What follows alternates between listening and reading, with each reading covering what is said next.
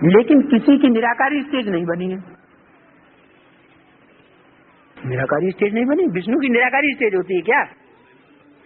विष्णु साकारी दुनिया में होता है या निराकारी दुनिया में होता है? विष्णु की पार्टधारी जो आत्माएं होंगी वो दिव्य गुणों से भरी पूरी होंगी या आसुरी गुणों से भरी पूरी होंगी? गाली गलौज करने वाले गुणों से भरी पूरी होंगी? दिव्य गुणों से भरी पूरी होंगी। आकारी स्टेज वाली होंगी या निराकारी स्टेज वाली होंगी या साकारी स्टेज वाली होंगी? न निराकारी स्टेज वाली होंगी न आकारी स्टेज वाली होंगी। क्यों? आकारी स्टेज माना ज्ञान का मनन चिंतन करने वाली स्टेज। जो विष्णु देवता है वो तो दिव्य गुणों से भरा पूरा है। देवताएं तो उस हिसाब से बुद्धू होते हैं, तो उनको ज्ञान का मनन चिंतन मंथन करने की क्या दरकार? वो तो स्टेज को पकड़ चुके, देवताई स्टेज को। तो लेकिन किसी की निराकारी स्टेज नहीं बनी है। पहले और दूसरे पार्ट द्वारा जो साकारी आकारी स्टेज तक पहुंचे हैं उनमें किसी की निराकारी स्टेज नहीं बनी है। यहाँ परमपिता परमात्मा इस तीसरे पार्ट द्वारा संपूर्ण पवित्रता के आधार पर निराकारी स्टेज बनाने का पुरुषार्थ करा रहे हैं। निराकारी स्टेज का बनाने का पुरुषार्थ करा रहे हैं। बाबा ने तो बोला है कि ये तुम बच्चों की ऐसी स्टेज बन जाएगी जिस स्टेज को सूरत को देखते ही लोगों को समझ में आ जाएगा ये कोई अलौकिक जन है। क्या? फरिश्तों को देखने से ही असर पड़ जाएगा, देखने से ही पता चलेगा कि ये आकारी स्टेज है, निराकारी स्टेज है। वो स्टेज छुपती थोड़ी है। उस स्टेज के द्वारा ही परमात्मा प्रत्यक्ष होता है संसार में। तो परमात्मा एक होगा या अनेक होंगे? और अनेक ऐसी स्टेज वाले प्रत्यक्ष हो जाए तो सर्वव्यापी हो गया। आधार पर संपूर्ण पवित्रता के आधार पर निराकारी स्टेज बनाने का पुरुषार्थ करा रहे हैं तो खुद भी तो निराकारी होंगे। बनाने वाले, पुरुषार्थ कराने वाले कैसी स्टेज वाले होंगे? निराकारी स्टेज वाले। तो विष्णु निराकारी स्टेज वाला होता है ऐसी कहीं मुरली में बोला है? विष्णु अब किस लिए पुरुषार्थ कर रहा है जब वो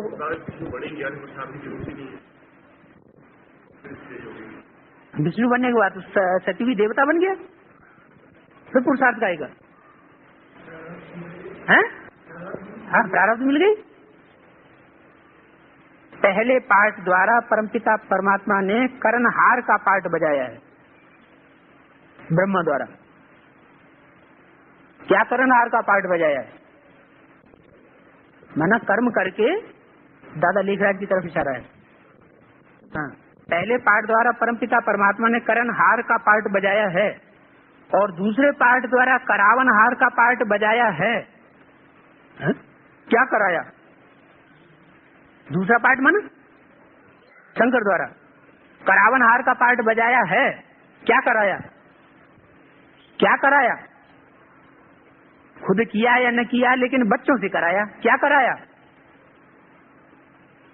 अब 1969 से इस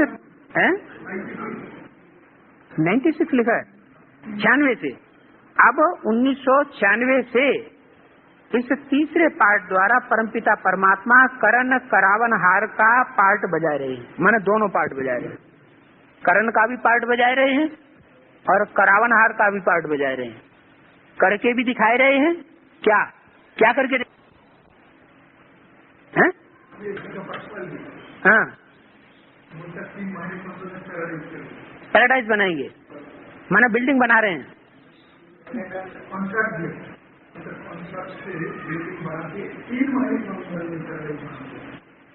इतने लोग आने लगे हैं जो इतनी जरूरत पड़ जाए आने लगे हैं। इतने लोग आने लगे हैं कि उनके मकान में नहीं समाते हैं। बाद में आएंगे तब की देखी जाएगी। अभी इतने लोग आ रहे हैं कि उनके मकान में न समाए। फिर तो जब जरूरत होती तभी तो बनाना चाहिए। फिर दूसरे मुरली में तो बाबा ने ये कहा कि तुम बच्चे माउंट आबू में तुम बच्चों के लिए मकान बन रहे हैं, ये तो विनाश में काम आवेंगे। क्या? ये विनाश में काम आवेंगे, तुम बच्चों के काम आवेंगे, यहाँ से बैठ करके तुम विनाश को देखेंगे बैठे बैठे। बाकी जगह सेवा करने के लिए कहीं ये तो नहीं बताया कि प्रॉपर्टी बनाओ, मकान बनाओ। हाँ, इतना जरूर कहा है, अगर कोई देते हैं बड़ा हॉल बना के तो कुछ न कुछ उनकी भी सेवा हो जाती है, इसलिए बड़ा हॉल कोई ऑफर करते हैं तो ले लेते हैं। क्या कहा? अगर कोई देते हैं, माना ये डायरेक्शन नहीं दिया कि अपने यज्ञ की धन संपत्ति से बड़ा हॉल बनाओ या बड़ी बिल्डिंग बनाओ या कोई भी बिल्डिंग बनाओ, बल्कि इसके विरोधी डायरेक्शन और दिया मुरली में, तुम बच्चों को अभी प्रॉपर्टी नहीं बनानी है। क्या डायरेक्शन दिया? तुम बच्चों को अभी प्रॉपर्टी नहीं बनानी है, माना बेच तो सकते हैं लेकिन बनाए नहीं सकते। बिल्डिंग बनाना करना, खेत के लिए जमीन खरीदना, ये सब क्या है? ये तो प्रॉपर्टी बनाने वाली बात हो गई। ये तो है श्रीमत के बरखिलाफ काम। श्रीमत के बरखिलाफ काम करना तो दूर रहा, मुरली में बोला श्रीमत के बरखिलाफ बात करने वाले को रावण संप्रदाय समझो। माने जो बात भी करे कि मकान बनाओ माउंट आबू के अलावा दूसरी जगह, मकान बनाओ या शादी करो, अगर करण करावन हार दोनों का पार्ट बजाए रहे, ऐसी स्पष्ट अनुभूति हमको हो रही है। ये निश्चय पत्र लिख करके दो, माना बिल्डिंग बनाने से स्पष्ट अनुभूति हो जाती है। क्या?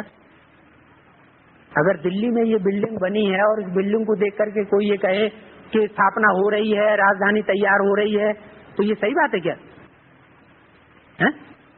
स्थूल बिल्डिंग कोई राजधानी तैयार करती है क्या? स्थूल बिल्डिंग या हाल बनाकर कोई देते हैं, वो ईश्वरीय सेवा के लिए ले लेना, वो तो एक अलग बात। लेकिन स्थूल बिल्डिंग कोई स्वर्ग स्थापन करेगी, ऐसी बात नहीं है। बाबा का जो स्वर्ग होगा, स्वर्गीय संगठन होगा, उसमें स्थूल बिल्डिंग की बात होगी क्या? कि अवस्था ऐसी बनी हुई होगी, ऐसी स्टेज बनी हुई होगी उस संगठन की, संगठन रूपी किले की, जिसमें दुख महसूस नहीं होगा। न हम दुख लेंगे और न किसी को दुख देंगे। ऐसी संगठन में हम ऐसी स्टेज अनुभूति करेंगे। वो है संगठन रूपी किला, पांडवों का किला, जिसमें कोई भिखारी प्रवेश कर नहीं सकेगा। यहाँ से कोई निकाला गया है? पांडवों को तो देश निकाला मिला था, उनको यहाँ से किसी ने निकाल दिया क्या? बाबा ने तो पांडवों कौरवों की ये परिभाषा बताई है। क्या? जिनको देश निकाला मिला वो पांडव बने। पांडवों को देश निकाला मिला ना, देश निकाला मिलता है तो पांडव हुए। पांडव बैगर होते हैं, उनको कहा जाता है, उनको सिर्फ एक भगवान का ही आधार होता है और कोई दुनियावी आधार नहीं होता है पांडवों को। तो ये बात तो साबित ही नहीं होती। पांडव कैसे साबित हो जाएंगे?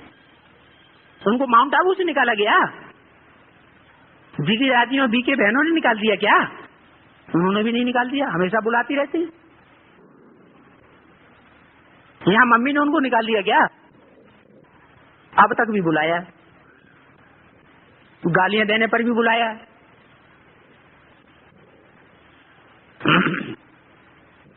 यहाँ यज्ञार्थ, आखिरी पॉइंट, यहाँ यज्ञार्थ ज्ञान और याद की शिक्षा दी जाती है। अच्छा, यथार्थ, यहाँ यथार्थ ज्ञान और याद की शिक्षा दी जाती है। आत्म की स्थिति में स्थित होकर आदि सनातन देवी देवताओं के दैवी गुणों और दैवी शक्तियों के संस्कार भर मनसा सेवा का पुरुषार्थ कराया जा रहा है। मनसा सेवा का पुरुषार्थ कराया जा रहा है। क्या? दैवी गुणों और दैवी शक्तियों के संस्कार भरने का मनसा का पुरुषार्थ, वाचा का नहीं कराया जा रहा है। मन वाचा से तुम भले गाली देते रहो। क्या? वाचा से गाली देते रहो, कर्मणा से भले शराबरा पी लो, कभी कोई हर्जा नहीं है। क्यों? मन सा पुरुषार्थ कराया जा रहा है। हाँ, निराकारी स्टेज में तो कोई भी काम करोगे, याद में रह करके करोगे या शरीर होकर के करोगे तो यादगार बन जाएगी, हैं? हाँ, वाचा और कर्मणा, उसका रिजल्ट अच्छा आना चाहिए। वाचा कुछ भी बोला, लेकिन सुनने वाले को वो रिजल्ट ये दे, चलो गाली भी दी, लेकिन सुनने वाला अंदर से क्या महसूस करे कि हमको इस गाली ने भी हमारा क्या किया, कल्याण किया। तब कहेंगे वो बातें याद की स्थिति में रह करके बातें चलाई गई। कभी कभी ऐसा होता है, प्यार से थप्पड़ भी मारा जाता है और थप्पड़ खाने वाला खुश होता है, हंसता है। प्यार से कभी कभी मीठी गाली भी दी जाती है, शादियों आदियों गालियां खूब देते हैं। वो गालियां सुनकर के हंसते हैं या रोते हैं या दुखी होते हैं? हंसते हैं। तो कर्म तो वही है, लेकिन अंदर से भाव क्या है? भाव दुखी करने का है क्या?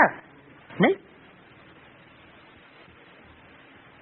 तारीख, सही, नाम और पता। मिट्टी में गाड़, इस देह को ही मिट्टी कहा जाता है। माने जितने भी दूसरे धर्म हैं भारत को छोड़ करके, भारत की आज सनातन देवी देवता धर्म की परंपरा को छोड़ करके, वो सब देहभान की मिट्टी में गढ़ते हैं, पूरा देहभान नहीं छोड़ पाते, क्योंकि मिट्टी का संग समझते हैं। एक भारत की परंपरा ऐसी है जिसमें योग अग्नि में आत्मा को तपाया जाता है और देहभान सारा जल जाता है। जलने के बाद क्या बचता है? राख बचती है, हड्डियों की भी राख हो जाती है। उसे भी ले जाकर के नदी में या किसी तीर्थ में जाकर के अर्पण कर देते। कहते वो फूल हैं, मतलब आत्मा जब योग अग्नि में अपने सब पाप कर्मों को भस्म कर देती है तो दुखदायी कांटे से क्या हो जाती? चैतन्य शूल हो जाती। तो भारत की परंपरा में आज भी उसका गायन है। इस संस्कार कर्म, क्रिया कर्म के रूप में मनाते आते हैं कि शरीर छोड़ने के बाद, देह को जलाने के बाद चौथे रोज तक वो राख को ले जाकर के नदी में बहाते। माना जितने भी क्रिया कर्म कांड हैं, जन्म से लेकर के और मृत्यु पर्यंत तक भारत की परंपरा।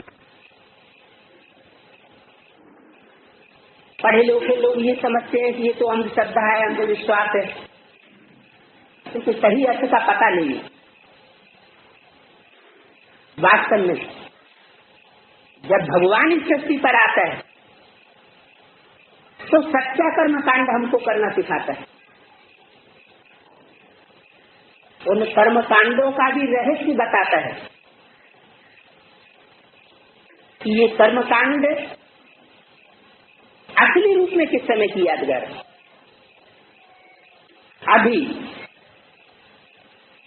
माना कलयुग के अंत समय में,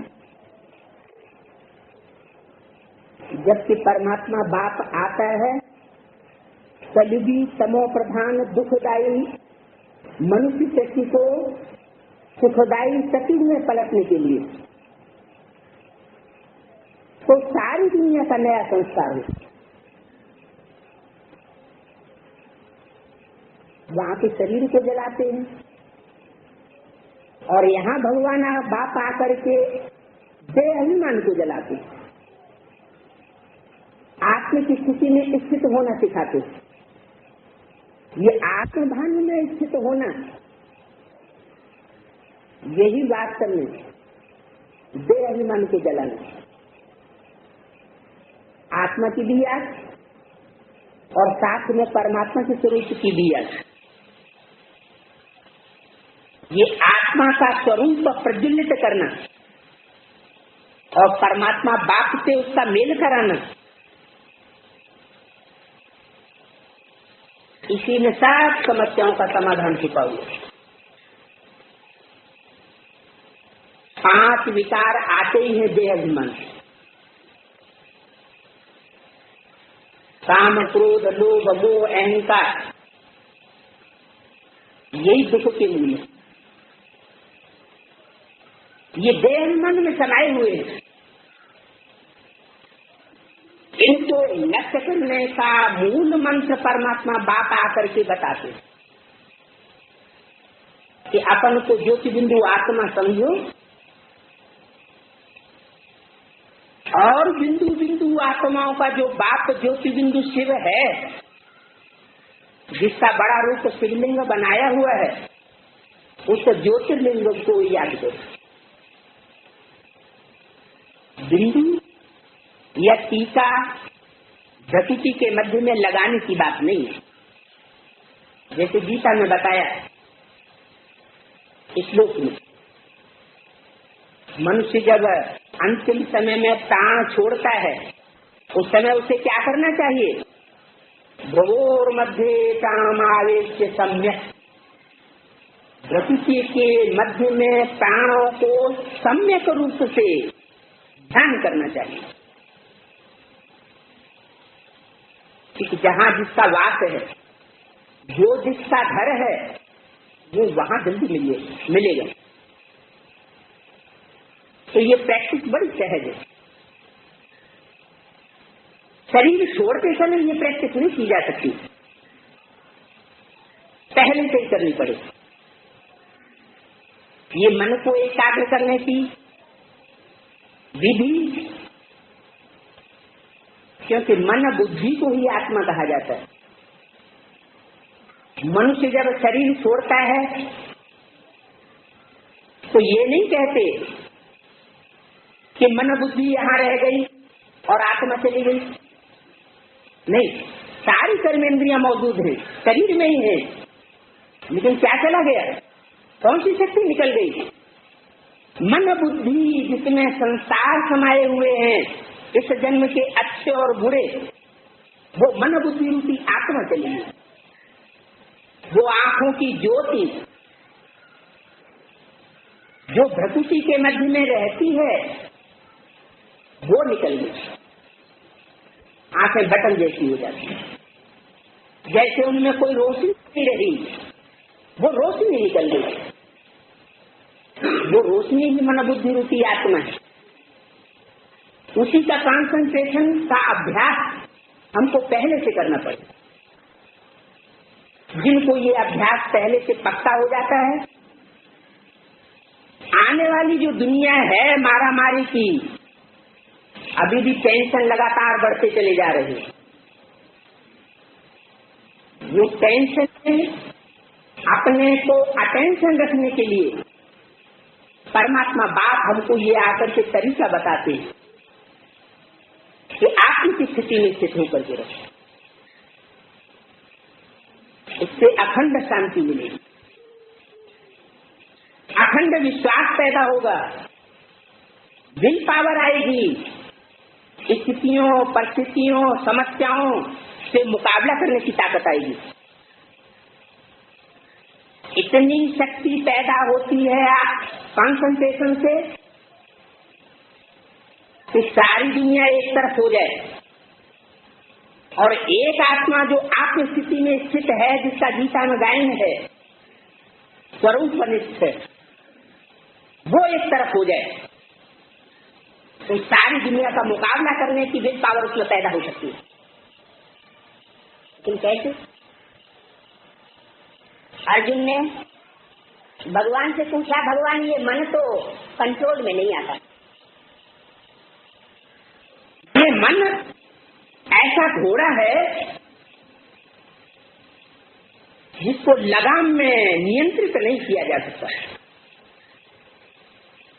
भगवान ने कहा इसके दो तरीके, अभ्यास तो पहनते वैराग्य से गृह्यते, बार बार आत्मिक स्थिति का अभ्यास करो।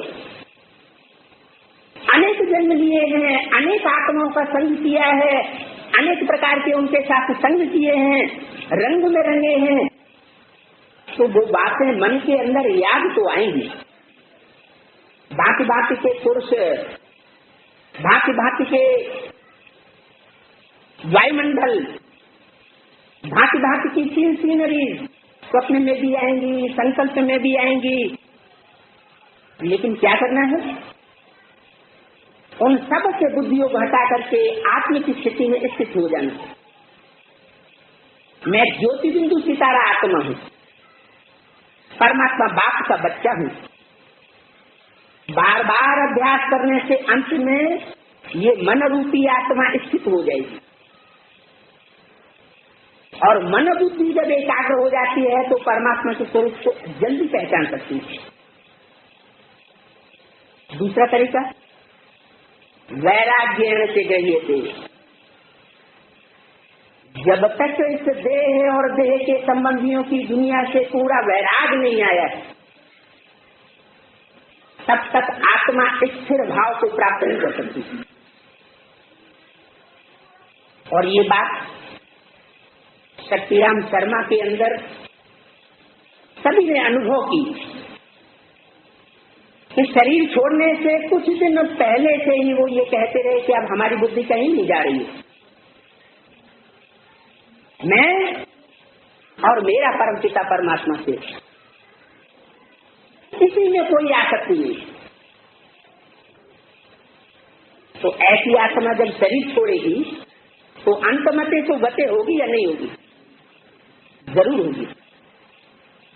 अंत मते, मते मन बुद्धि, अंत समय में बुद्धि जहां पहुंचती है वहीं उसकी गति हो जाती है। माना जहां कहीं भी इस शक्ति पर कलयुग के अंत में जबकि एटॉमिक एनर्जी तैयार हो चुकी है शक्ति को खलास करने के लिए और नई सृष्टि बनाने के लिए परमात्मा बाप सृष्टि पर आ चुका है, उस परमात्मा बाप के पास वो भोली आत्मा अवश्य पहुंचे, क्योंकि अंतमते तो गति, किसी भी देहधारी में कोई लगाव है ही नहीं, तो आत्मा की गति कहाँ होगी? जहाँ लगाव होगा, जहाँ अटैचमेंट होगा वहीं जाएगी ना। और जहाँ जाएगी, जिसके पास से जाएगी उसी के कार्य में सहयोगी बने। शरीर का कर्म भोग वो तो हर एक को भोगना पड़ता है, कड़े से कड़ा कर्म बंधन भोगना पड़े, क्योंकि अनेक जन्म लिए उनका हिसाब किताब किसको करना ही पड़ता है। हिसाब किताब कितु होने के बाद ऐसे नहीं कि इस जन्म की बीमारियां फिर अगले जन्म में जाती ही जाती है। अगर वो विकर्म भस्म हो गया तो वो हिसाब किताब भी भस्म हो गया। आत्मा को शरीर भी ऐसा मिलना है जिस स्वस्थ शरीर से स्वस्थ रूप में होकर के वो पुरुषार्थ कर सके। पुरुष अर्थ माना पुरुषार्थ, पुरीम सेते, पुरी माना नगरी और सेते माना शयन करने वाली। ये शरीर ही पुरी है और इसमें आत्मा विश्राम करने वाली है। सुख शांति में विश्राम करे, वही जिंदगी है। अगर आत्मा इस शरीर में रहते दुख और अशांति भोगती है तो उसे विश्राम करना नहीं कहा जाएगा। अभी परमात्मा बाप वही दुनिया बनाने के लिए आया हुआ है। सत्य व त्रेता की, रामकृष्ण की वो दुनिया जिसमें सुख होगा, दुख नहीं होगा। लेकिन उसके लिए अंतमते सो गते, वो प्रैक्टिस अब ही करनी पड़े। हम अपनी मेंटेलिटी को ऐसा बना लें कि कोई हमको कैसी भी बात सुनाए हम डिस्टर्ब न हो। जो गीता में बताया है, यस्मान लोद्विजते लोको लोकान लोद्विजते चय, उद्वेग को प्राप्त न हो। मानस जिससे कोई उद्वेग को प्राप्त न हो, अशांति को प्राप्त न हो, और जो किसी को अशांति प्राप्त न कराए, वो ही स्वरूप निष्ठ। अशांति को प्राप्त कराएगा तो खुद भी अशांति पाएगा, दूसरों को सुख शांति का देने का निमित्त बनेगा तो खुद भी सुख शांति में रमण करेगा। तो ऐसी स्थिति कैसे बनाई जाए, वो आत्मिक स्थिति ही एक उपाय है, उसका अभ्यास करना। जिस उपाय को प्राप्त करने से आत्मा की ऐसी स्थिति बन जाएगी कि जैसे कोई हमारे विरोध में बोल रहा है और हम सुनते हुए न सुने। एक कान से सुना, दूसरे कान से निकाला, तो जैसे कि किसी ने हमको दुख देना चाहा, लेकिन हमने उसके दुख देने को ग्रहण नहीं किया। कोई हमको गरम गरम आंखों से देखता है, हमने उसके भाव को परख लिया। ये क्यों देखता है? ये पूर्वजन्म का कौन सा इसका हमारा हिसाब किताब है जो ये हमसे ले रहा है? तो प्रतिफल में हम अपनी आंख गर्म नहीं करेंगे, हमारा हिसाब किताब पूरा हो जाएगा, उसका भी हिसाब किताब पूरा हो जाएगा। ऐसा भाव रखना पड़े। बुरा मत देखो, बुरा मत सुनो, बुरा मत बोलो, और अब तो वो स्टेज होनी चाहिए कि बुरा मत सोचो। हर आत्मा के प्रति शुभ संकल्प करना है, क्योंकि मन के अंदर पहले बात आती है, फिर वाचा में आती है, फिर कर्मणा में आती है। मनसा का कोई विकर्म नहीं बनता, पाप कर्म नहीं बनता, लेकिन वाचा में और कर्मेंद्रियों में अगर कोई बात ऐसी आ जाती है जिससे दूसरे को दुख होता है तो उससे पाप बन जाता है। तो उससे बचे रहने के लिए सिर्फ एक ही सबसे बड़ा उपाय है, साठ पचास निसंकल्प निश्चय। मैं आत्मा ज्योति बिंदु, मैं आत्मा स्टार, जिस स्टार की रोशनी इन आंखों से निकल रही है, इस स्थिति में स्थित हो जाए। इतना भी अच्छे से अच्छा हम सोचे, लेकिन अगर हमारे पूर्व जन्म के हिसाब किताब खराब होंगे तो अच्छे से अच्छा सोचने के बावजूद भी हमको प्रतिफल में श्रेष्ठता नहीं मिलेगी, जब तक पूर्व जन्मों का हिसाब किताब पूरा नहीं हो जाता। कितना भी हम बुरे से बुरा सोचें, लेकिन जिसका हम कल्याण चाहते हैं, अगर उसका पुण्य कर्म है तो हमारे कितना भी सोचने के बावजूद भी उसका कल्याण नहीं होगा। मतलब सिर्फ हमारे करने के ऊपर नहीं है।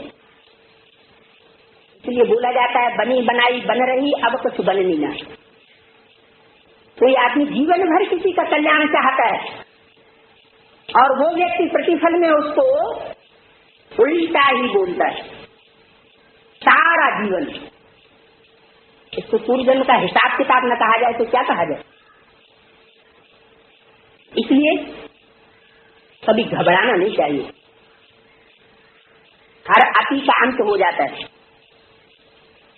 कोई भी प्रकार की अति हो, वो अति निशानी है अंत होने की। अभी मेंटल टेंशन दिन पर दिन बढ़ता जा रहा है, अथाह धन संपत्ति कमा के रखी हुई है, स्वास्थ्य के लिए ढेर सारी दवाइयां रखी हुई हैं, बड़े लंबे चौड़े परिवार में संबंध है, संबंध तो होते ही हैं सुख लेने के लिए, सुख देने के लिए, और संबंध से मिलने वाले सुखों से आदमी का विश्वास उठता जाता है। उसका रिजल्ट है छोटे छोटे कुटुंब होते जाते। पहले ऐसा नहीं था, बड़े बड़े परिवार होते थे, एक एक परिवार में 100-100 व्यक्ति पलता था, एक चूल्हे पर रोटी बनती थी। अभी भी ऐसे परिवार हैं प्रायः लोग, जैसे गीता में कहा है ये देवी देवता सनातन धर्म प्रायः लोप हो जाता है। इसका मतलब ये नहीं कि बिल्कुल लोप हो जाता है। अभी भी कहीं न कहीं भारतवर्ष में ऐसे ऐसे परिवार हैं, बिरले, एक मुखिया, अनेक बेटे बेटियां, पुत्र प्रपौत्र, उनकी बहुएं, और मजाल है कि कोई उस मुखिया के वर्खिलाफ चल जाए। एक धर्म, एक भाषा, एक मत, एक कुल, किसी प्रकार का कोई भी विचार नहीं हो सकता। एक दूसरे के प्रति नाजायज किसी में कोई लगाव नहीं हो सकता। इतनी सुख शांति लगी पड़ी, प्योरिटी से ही यूनिटी बनती। और प्योरिटी कब आती है? प्योरिटी आती है कॉन्सेंट्रेशन से। दुनिया में बड़े बड़े तन बल वाले भले बैठे हुए, जिनका तन बहुत स्वस्थ है, पहलवान से पहलवान है, तन बल है, बड़े बड़े धन वाले बैठे हुए हैं, बड़े बड़े पूंजीपति हैं, मल्टी मिलियनायर हैं, धन बल की अति जैसे लगी पड़ी। और जनबल, बड़े बड़े उनके परिवार हैं,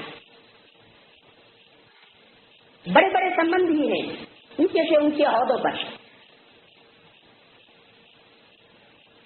ढेर सारे हुजूम उनको मानने वाले हैं। माना जनबल भी बहुत विस्तार में फैला हुआ है,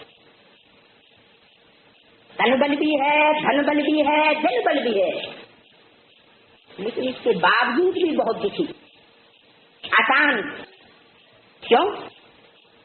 क्योंकि मन बल जो सबसे बड़ी चीज है, आत्मशक्ति, वे क्षीण हो चुकी। आज आदमी बैंक में पैसा इकट्ठा कर रहा है, उसका ढेर बना रहा है, एकत्र कर रहा है, तन बल एकत्र कर रहा है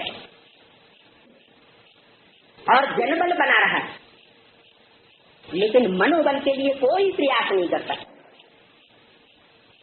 मनोबल की क्या हालत है? सुबह से लेकर के शाम तक मन चारों तरफ भटकता रहता है। तो जब चारों तरफ मन भटकता रहेगा सुबह से शाम तक, और रात में सोते समय भी स्वप्न में बुद्धि मन चारों तरफ भटकता है, तो 24 घंटे जब मन बुद्धि का बिखराव होगा तो रिजल्ट क्या आएगा? मनोबल क्षीण होगा, आत्मिक बल क्षीण होगा, विल पावर घटेगी या बढ़ेगी? घटेगी। अगर विल पावर घट गई तो कितना भी तन बल हो, कितना भी धन बल हो, कितना भी धन बल हो, साथ देगा। किसी के पास मनोबल है, बाबर के पास मनोबल था, विक्टोरिया के वजीर के पास मनोबल था, तो महारानी विक्टोरिया का वजीर बन बैठा। बाबर सिपाही से बढ़कर के क्या बन बैठा? भारत का सम्राट बन बैठा। तो मन की पावर अगर एकत्र की तो सब कुछ एकत्र किया, और मन की पावर क्षीण कर ली तो कितना भी हम टाइम लगा दें, तन बल, धन बल, जन बल इकट्ठा करने में, सब व्यर्थ हो जाता। अंत में ये रिजल्ट निकलता है कि हार्ट फेल हो गया। जो योगी होते हैं, जो स्वरूपनिष्ठ होते हैं, आत्मिक स्थिति में स्थित रहने का प्रयास करते हैं, उनका कभी हार्ट फेल नहीं हो सकता। उनका हार्ट बहुत मजबूत बन जाता है,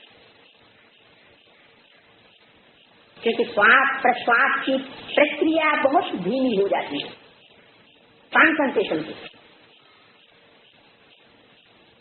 में कुछ सोच भी होंगे, क्योंकि पिछले 50-60 वर्षों में ये एनर्जी ईजाद हुई, उससे पहले ईजाद नहीं हुई। नई दुनिया बनाने वाला इस धरती पर आ जाता है तो पुरानी दुनिया का ध्वंस करने का सामान बनाने वाले भी तैयार हो जाते हैं। ये स्थापना और ये विनाश, ये दोनों साथ साथ चलते। नए संगठन का ऐसा संगठन जिसमें धर्म सत्ता, राज्य सत्ता एक हाथ में है, एक धर्म, एक राज्य, एक भाषा, एक मत, एक कुल, तो सुख शांति होगी या दुख शांति होगी? जरूर सुख शांति की दुनिया बनेगी। अभी भारत में क्या हाल है? भारत में छोटे से देश में जितनी भाषाएं पलप रही हैं और उन भाषाओं को लेकर के जितना झगड़ा फैला हुआ है उतना किसी देश में नहीं फैला हुआ है। राज्यवाद, छोटे से देश में जितना राज्यवाद को लेकर के झगड़ा चल रहा है उतना किसी देश में नहीं। धर्म, ये भारत देश ही है जिसमें दुनिया के सब धर्म घुसे पड़े। ये एक भारत की राजधानी दिल्ली ही एक ऐसा शहर है दुनिया के अंदर जिसमें ज्यादा से ज्यादा परसेंटेज में हर धर्म की आत्माएं घुसी पड़ी, अपना अपना वर्चस्व जमाए बैठती है। तो धर्म के आधार पर अशांति फैलेगी या शांति फैलेगी? सब अपनी अपनी धारणाएं स्थापन करना चाहते हैं। धर्म माना धारणा। अब वो धारणाएं कितनी सत्य हैं, कितनी असत्य हैं, ये तो परमात्मा ही जब इस सत्य पर प्रत्यक्ष हो तब पता चलेगा कि वो ऊंचे से ऊंचा बाप कौन है जिसको सारी सृष्टि नमन करती है, सारी सृष्टि मानती है। आदि में तो जरूर कोई ऐसा आदि मानव रहा होगा जो हर धर्म में माना जाता है।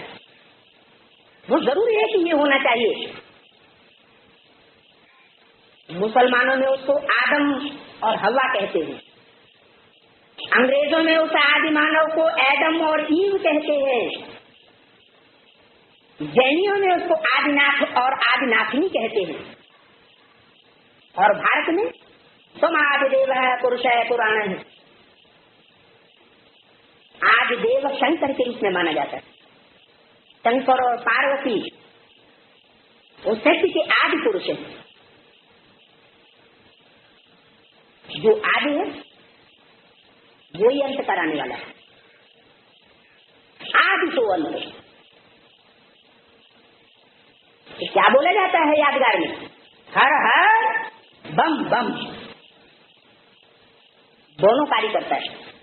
नई शक्ति आदि करने के लिए पापों का हरण कर लेता है, आत्मिक स्थिति का अभ्यास सिखाकर, और बमों का विस्फोट करा के सारी शक्ति का संहार कर देता है। क्योंकि दुनिया सुधरने वाली नहीं है। नई शक्ति में थोड़े लोग होंगे और आज इस पुरानी शक्ति में ढेर लोग हैं। एक एक बूंद से कहते हैं सागर भर जाता है।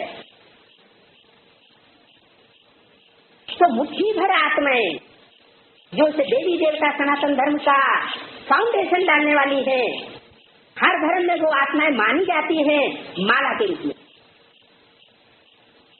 सब धर्म में माला जपी जाती है। माला के मणके माने आत्माओं की यादगार। वो आत्मा रूपी मणके हर धर्म में स्मरण किए जाते हैं। क्यों स्मरण किए जाते हैं? जरूर उन आत्मा रूपी मणकों ने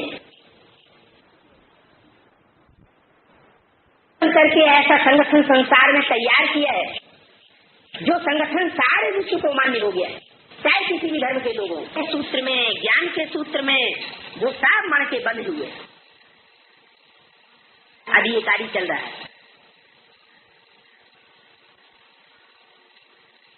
आत्माएं ज्ञान के आधार पर उस निराकार ज्योति बिंदु परमात्मा जो इस सृष्टि पर साकार आकर के बनता है, गीता ज्ञान सुनाता है, उसको पहचाना जाता है। अभी भी टाइम बहुत थोड़ा है, लास्ट चांस। अभी राजनीति में दम नहीं रही है, राजनीति एकदम अस्थिर हो चुकी। धर्मगुरुओं में लोगों की आस्था उठ चुकी है, लेकिन हर मनुष्य आत्मा को जन्म से ही करके एक दात मिलती है ईश्वर से। कौन सी दात? वरदान कहो, दात कहो, प्राप्ति कहो, वो प्राप्ति है बुद्धि। हर मनुष्य आत्मा को अपनी अपनी बुद्धि मिली हुई है फैसला करने के लिए, राइट क्या है, रंग क्या है। जो परमात्मा बाप से हमें जन्म से ही चीज मिली हुई है, उसकी कदर हमको पहले करनी चाहिए। हमको कोई बात ग्रहण करने से पहले अपनी बुद्धि से फैसला करना है। समाज किस तरफ जा रहा है, राज्य किस तरफ जा रहा है, राजनीति किस तरफ जा रही है, ये नहीं देखना है। अपनी बुद्धि से फैसला करके फिर निर्णय लेना है कि हमको क्या करना है और क्या नहीं करना है। सुंदे सुंदे मते भिन्न, अनेक मत हैं, अनेक पंथ हैं, अनेक राज्य हैं, अनेक धर्म हैं, अनेक मत मतांतर हैं। उन सब के बीच में हमको फैसला करना है राइट क्या है। एक बात निश्चित है कि परमात्मा बाप इस सृष्टि पर आएगा तो सारी सृष्टि को संदेश जरूर पहुंचता है इस बात का कि वो इस सृष्टि को सुधारने वाला इस सृष्टि पर आ चुका। अब अंतिम समय है इस दुनिया का रिफॉर्मेशन करने की, और किसी में ताकत नहीं, सब थक चुके हैं। इब्राहिम आए, बुद्ध आए, क्राइस्ट आए, विवेकानंद आए, रामकृष्ण आए, गांधी जी आए, और सब इस सृष्टि के गाल में, काल के गाल में समा गए। दुनिया नीचे ही गिरती चली गई। आपसी स्नेह, सहयोग, सौहार्द सब खलास होता चला गया। अब बाप आया हुआ है आत्मा आत्मा भाई भाई बनाने के लिए। चाहे हिंदू हो, चाहे मुसलमान हो, चाहे सिख हो, चाहे ईसाई हो, है तो सब आत्मा। रूह तो सबके अंदर है, सबके अंदर है। रूहों में संस्कार अलग अलग भरे हुए हैं, लेकिन है रूह है सब सुप्रीम रूह की संतान। तो गाते तो है मनुष्य, हिंदू मुस्लिम सिख ईसाई सब आपस में भाई भाई। तो जब आप सब आपस में भाई भाई होंगे तो जरूर कोई एक बाप भी इस सृष्टि पर रहा होगा ना। उस बाप का यादगार ही हर धर्म में माना जाता है, आदम, आदिदेव, आदिनाथ के रूप में। वही रूप धारण करके परमात्मा इस सृष्टि पर आता है, जिसकी सबसे जास्ती मूर्तियां सिर्फ देश में ही नहीं, विदेशों में भी, ग्रीस में, मेसोपोटामिया में, सिंध घाटी में, वो ढेर की ढेर मूर्तियां, नग्न मूर्तियां मिली। उनको जैनी लोग तीर्थंकर कहते हैं और भारत में उसको शंकर कहते हैं। वो नग्न मूर्ति इस बात की यादगार है कि देहभान की उसको स्मृति नहीं है, आत्मिक स्मृति में स्थित है। देह रूपी वस्त्र जैसे याद ही नहीं है, इसलिए वस्त्र पहने हुए उनको नहीं दिखाया जाता। देहभान से ही सारे दुख पैदा होते हैं। तो अभी वो परिक्रिया सिखाने के लिए स्वयं परमात्मा इस सृष्टि पर उतरा हुआ है।